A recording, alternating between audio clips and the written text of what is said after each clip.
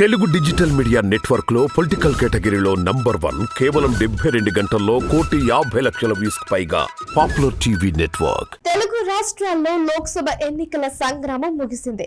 ఏపీలో 25 లోక్సభ స్థానాలతో పాటు 175 అసెంబ్లీ స్థానాలకు ఎన్నికలు జరిగాయి.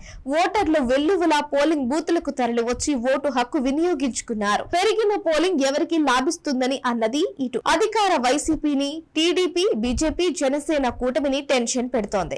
అయితే ఎవరి అంచనాలు వారు వేసుకుంటున్నారు. అయితే అన్ని ఒక ఎత్తు అయితే పిఠాపురం ఎన్నిక ఒక ఎత్తు అన్నట్లుగా జరిగింది. ఇక్కడి నుంచి కూటమి అభ్యర్థిగా పవన్ కళ్యాణ్ పోటీ చేయడంతో ప్రాధాన్యం సంతరించుకుంది. దశాబ్ద కాలంగా ఎలాంటి రాజకీయ బలం లేకుండా, చట్టసభల్లో పదవులకు ఆశపడకుండా, ఓటమి ఎదురైనా అధైర్యపడకుండా ప్రజా సమస్యలపై పోరాటం చేస్తూ ముందుకు సాగారు జనసేనాని పవన్ కళ్యాణ్. వైసీపీ ముక్త ఆంధ్రప్రదేశ్ కోసం కూటమిలో ఏర్పాటులో కీలకంగా వ్యవహరించారు. ఈ క్రమంలో అసెంబ్లీ ఎన్నికల్లో కూటమి తరపున పిఠాపురం నుంచి బరిలోకి దిగారు. పవన్ కోసం 2019 ఎన్నికల్లో స్వల్ప ఓట్ల తేడాతో ఓడిపోయిన టీడీపీ బలమైన నేత వర్మ జనసేనాని కోసం సీటు త్యాగం చేశారు. 2024 ఎన్నికల్లో పోటీకి గ్రౌండ్ వర్క్ చేసుకున్నప్పటికీ చంద్రబాబు నిర్ణయంతో పోటీ నుంచి తప్పుకొని పవన్ కు మద్దతు తెలిపారు. పిఠాపురంలో కూటమి కోసం వర్మ త్యాగం చేసిన టీడీపీ ఓటు బదిలీ అయిందా అన్న ప్రశ్న తలెత్తుతోంది. ప్రజలు పవన్ ను ఆశీర్వదించారని వర్మతో పాటు కూటమి నేతలు చెబుతున్నారు.